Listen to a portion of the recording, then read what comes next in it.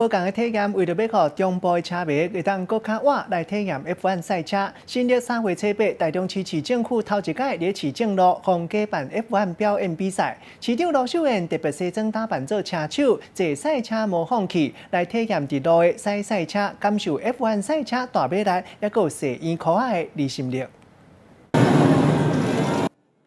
F1 一级方程式赛车紧张佮刺激，3月特别引入来台湾啊！台中市长罗秀燕亲身来体验赛车，惊死人的速度，可以一直讲 amazing。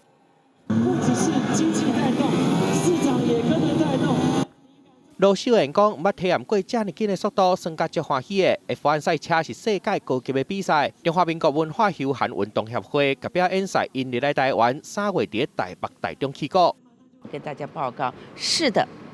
F1 赛车就要到台中，只有3月8号这一天哈。那当天呢，我们会把市政都封起来哈。F1 表演赛会伫西屯市政路办，专长892公尺的比赛车道，2台 F1 赛车会伫遮来一场表演赛，互民众现场体验赛车的引擎声、车赛过的气味甲赛车的技术。